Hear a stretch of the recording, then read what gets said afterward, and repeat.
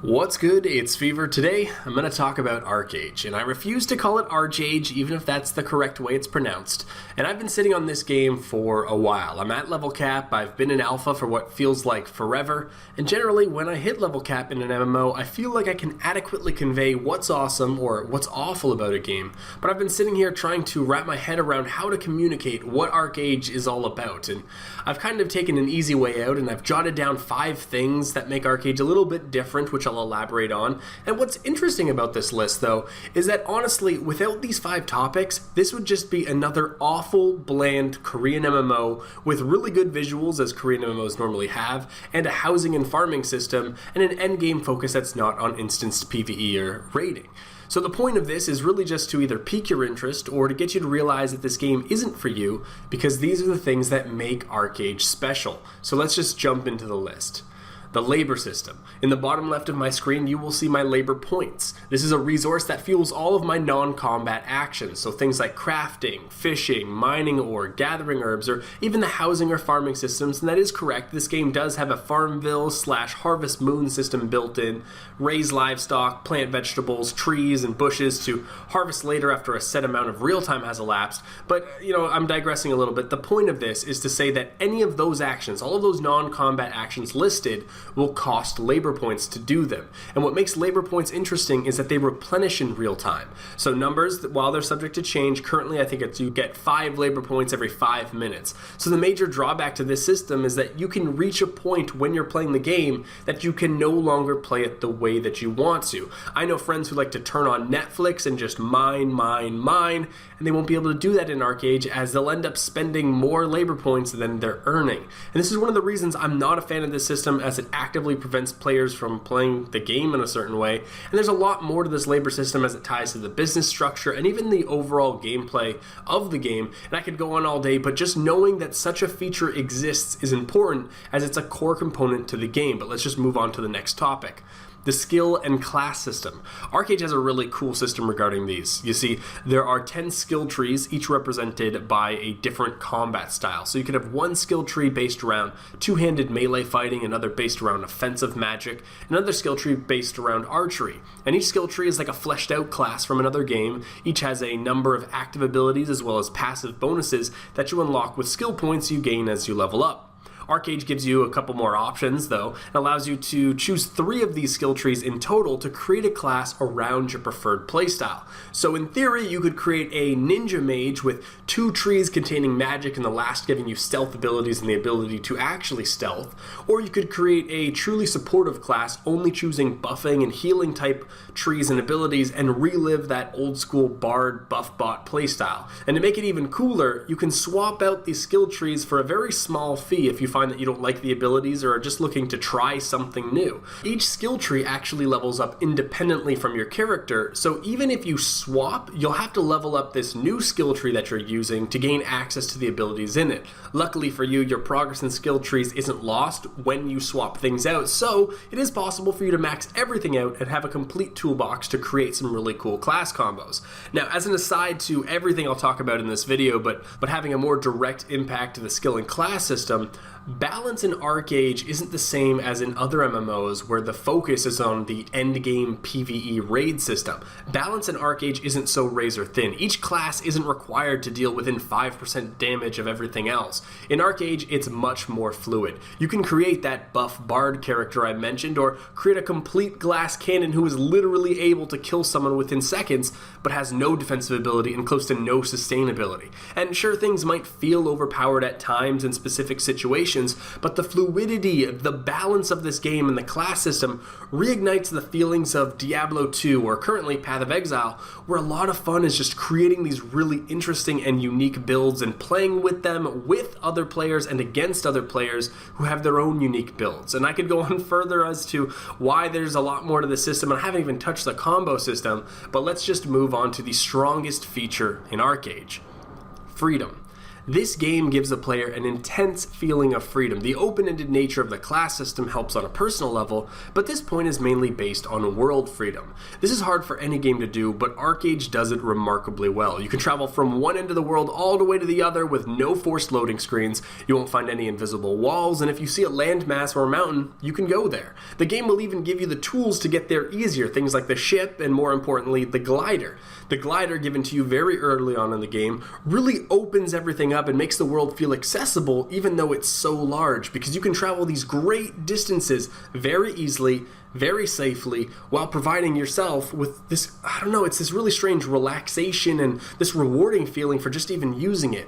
It feels like a novelty, but if you watch streamers who have been playing this game for like 6 months, you're going to see that they're unnecessarily using the glider all the time because it's just awesome to use. The novelty doesn't wear off. And as you're gliding, especially when you're just getting into the game, you're gliding overhead and you're going to see tons of people doing all the different things you can do in ArcheAge. Besides the standard MMO tasks like questing, material gathering, dailies, farming, standard PvP, you're also going to have players running resources from town to town for profit, running materials from cities to the docks where they're building a ship or building something on their home, because the homes and houses in this game are on the actual world. So flying overhead, you can see entire villages where groups of players have set down homes, and you can just see them tending their fields. It's nuts. But you're also going to see sort of the seedy types, the pirates who are attempting to ambush those same men transporting those materials, as well as other players actively going after those pirates, hunting and taming world bosses, hunting for treasure, glider and naval warfare, siege and castle sieges, small-time fishing, or attempting to sail out into the deep depths of the ocean, which honestly is like an entire zone that I could put an entire video based around. Is the thing to get across, I guess, is that ArcheAge does very well in getting people out of the cities and into the world. You don't find a lot of city AFKers jumping around bored because very little of the content is hidden in instances or looking for group systems. And while none of this gameplay might be revolutionary, the fact that people are in the world and that you'll see them as you're just out there makes you feel like there are so many things that you could be doing at any point in time. And I think this feeling of freedom is also what people perceive as this game being sandbox when it truly isn't. And let's just move on to the next, because this video is getting pretty long. This fourth topic is multifaceted. ArcheAge is free to play, a localization, and published by Tryon. Now let's start with localization, because some people think this is bad, while me, I love this. This means that the game has had development time to iron out bugs, fix huge imbalances, work on performance and optimization, has a history of being successful, i.e. fun, and gauging from the Korean client, there is already content in the pipeline to be released in the future, and because ArcheAge has been out for a while elsewhere, there is already tons of content in the game that launch titles just aren't capable of providing. You aren't going to be waiting 6 months for fishing or arena to be implemented. All of the cool stuff and so much more is already in the game.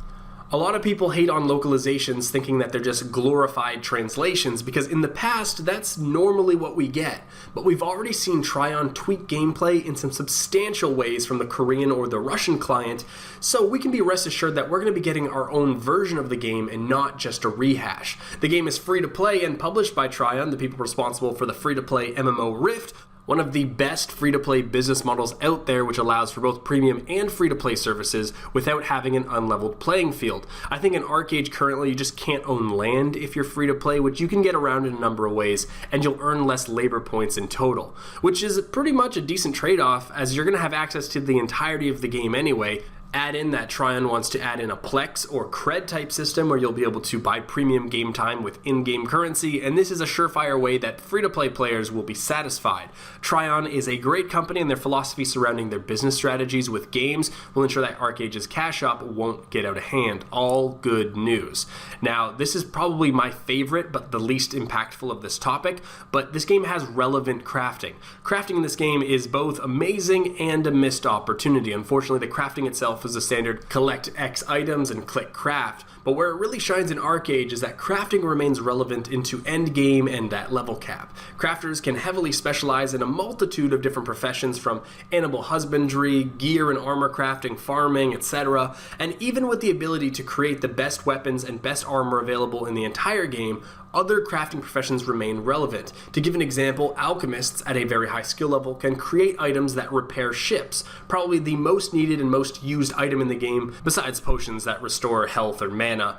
And each profession has its own service that is needed at the end game, but I think the main drawing point that most people salivate over, and I think it needs to be repeated, is that crafted gear is the best gear in this game. However, the RNG gods would like a word with you, as it's not easy to make such gear, and time and resources need to be devoted, and you're not going to be getting a best in slot set anytime soon. Now, all of this raving aside, I'm really not saying ArcheAge is a fantastic game without flaws. I prefaced everything saying that it's an awful game without those things, and I meant it. This game has the worst questing I've ever seen. The instance PvE is barely worth mentioning. No mod support, but also having a cluttered and clunky UI. Persistent memory leak issue resulting in diminished textures, no voice acting, spelling and grammar mistakes, and some weird cultural occurrences because this is a Korean game that's being localized, some strange control hiccups, there's lack of penalties, no real economy sync, not to be confused with a gold sync, and the most ridiculous justice trial system that literally makes me laugh every time I see it. But ArcheAge does deliver an experience that isn't found in many MMO titles out currently.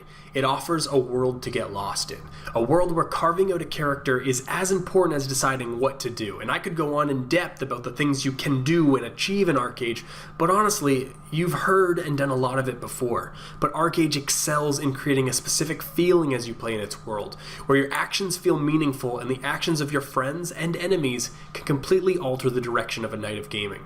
It's a good game, made great by the fact that you can play it for free when it's released, so you really have nothing to lose. Until next time, this is Fevir. Peace.